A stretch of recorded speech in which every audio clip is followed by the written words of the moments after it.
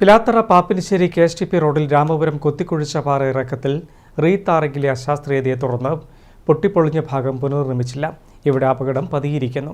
പ്രതിഷേധവുമായി നാട്ടുകാർ രംഗത്തെത്തി.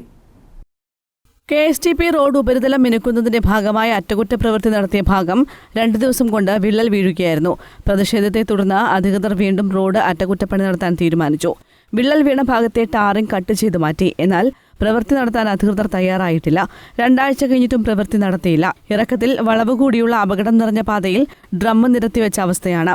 നിരവധി ഇരുചക്ര വാഹന യാത്രക്കാരാണ് ദിവസവും അപകടത്തിൽപ്പെടുന്നതെന്ന് നാട്ടുകാർ പറയുന്നു. റോഡ് പണിയുടെ ഭാഗമായിട്ടാണ് ഇങ്ങനെ പൊട്ടിയതായിരുന്നു. അത് മുറിച്ച് മാറ്റിയിട്ട് ഒരാഴ്ചയിലധികമായി.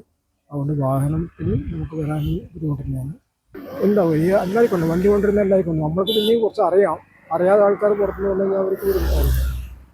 ഇത് 1 മാസക്കാലമായി ഇതുപോലെ കുഴിച്ചു വെച്ചിട്ട് റോഡ് നിർമ്മാണത്തിലെ അപാകത കൊണ്ട് ജനങ്ങളെ പരാതി കാരണം മുറിച്ചു വെച്ചതാണ്. ആ മുറിച്ചു വെച്ചിട്ട് 1 മാസക്കാലമായി. ഒരു വളവിലാണ് ഇത്. ഏത് സമയത്തും ഒരു അപകടം സംഭവിക്കാം. ഈ അടുത്ത കാലത്തായിട്ട് ഇങ്ങനെ പല അപകടങ്ങൾ സംഭവിച്ചതാണ്. ഇത് അധികൃതർ ശ്രദ്ധയിൽപ്പെടുത്തി എത്രയും വേഗം നന്നാക്കണം. KSTP റോഡ് പ്രവൃത്തി പൂർണ്ണമായും നിലച്ച അവസ്ഥയാണ്.